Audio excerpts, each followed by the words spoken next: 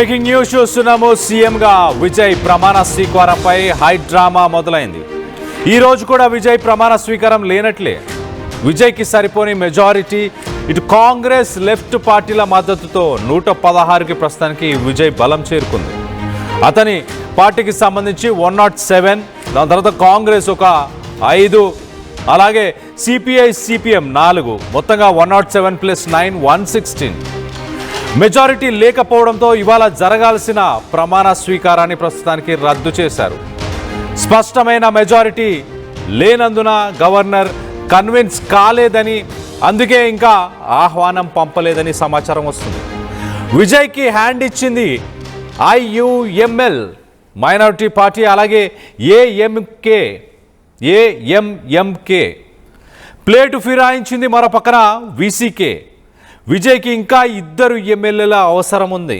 VCK నిన్నటిదాకా deputy chief minister post కావాలి, మా సపోర్ట్ మీకే, బయట నుంచి సపోర్ట్ చేస్తాము అంటూ ఇలాంటి మాటలు మాట్లాడింది. మరోపక్కన లెఫ్ట్ పార్టీలు సిపిఐ సిపిఎం చాలా క్లియర్గా అన్కండిషనల్ సపోర్ట్ని విజయ్కి మేము ఇస్తున్నాము అంటూ లెఫ్ట్ పార్టీలు చెప్పుకొచ్చాయి.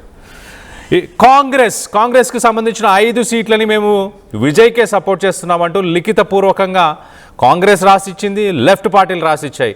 కానీ ఇంకా 2 సీట్లు కావాల్సి ఉంది విజయ్కి ఆ ఫుల్ మెజారిటీ కోసం. ఆ మ్యాజిక్ ఫిగర్ని టచ్ చేయడానికి ఇంకొక 2 సీట్స్ కావాలి. 2 ఎమ్మెల్యేల సపోర్ట్ కోసం విజయ్ భర్జన పడుతున్నాడు. తాము మద్దతిస్తున్నట్లు వచ్చిన వార్తలు ఫేక్ అంటుంది వీసీకే. టీవీకే నకిలీ పత్రాన్ని ఫోర్జరీ చేసి గవర్నర్కు ఇచ్చిందంటూ ఇటు వీసీకే ఆరోపిస్తుంది. టీవీకేపై ప్రస్తుతానికి పోలీసులకు సైతం ఫిర్యాదు చేసింది వీసీకే. కౌంటర్గా ఎమ్మెల్యే కామరాజు మద్దతు ఇస్తున్నట్లు, లేఖపై సైన్ చేస్తున్నట్టు వీడియోని రిలీజ్ చేసింది టీవీకే. దానికి సంబంధించిన వీడియోని టీవీకే రిలీజ్ చేసి మేము ఎలాంటి ఫోర్జరీ చేయలేదంటూ చెప్పుకొచ్చే ప్రయత్నం చేసింది.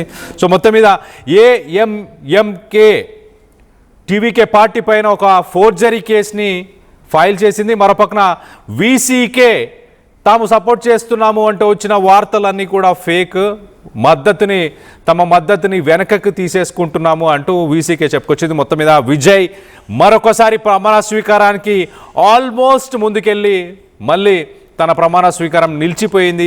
గవర్నర్ ఇన్వైట్ చేయట్లేదు ప్రమాణ స్వీకారం చేయడానికి. మొత్తానికైతే తమిళనాడు రాజకీయాలు, మరి ముఖ్యంగా విజయ్ చీఫ్ మినిస్టర్ అవ్వాలనుకున్న చీఫ్ మినిస్టర్ అయ్యే పరిస్థితులపై ప్రస్తుతానికి గేమ్ ఆఫ్ థ్రోన్స్ సిరీస్లో ఎపిసోడ్ లాగా ట్విస్ట్లు, టర్న్స్, ప్రతి గంటకొకసారి రాజకీయ పరిణామాలు కూడా మారిపోతున్నాయి, లెక్కలు మారుతున్నాయి అనే ఇది నిదర్శనం. ఒక రకంగా స్టాలిన్ పక్కన ఒకసారి అపోజిషన్ మనం ఒకసారి చూస్తే కనుక సెకండ్ లార్జెస్ట్ పార్టీగా ఉన్న డిఎంకే, స్టాలిన్ నేను అపోజిషన్లో ఉంటాను, ఖచ్చితంగా ప్రజల తీర్పుని నేను స్వాగతిస్తున్నాను అంటూ ఆయన మాట్లాడాడు. విజయ్ గవర్నమెంట్ ఫామ్ అవ్వాలంటూ కూడా స్టాలిన్ చెప్పుకొచ్చాడు. మరోపక్కన ఏఐడిఎంకే కూడా కొంత పావులు కదిపే ప్రయత్నం చేసింది. పళనిస్వామి డిఎంకేకి సంబంధించిన సీనియర్ నాయకులతో మాట్లాడి మనిద్దరం కలిసి ఒక గవర్నమెంట్ ఫామ్ చేసే ప్రయత్నం చేద్దాము, డిఎంకే ప్లస్ ఏఐడిఎంకే. మరోపక్కన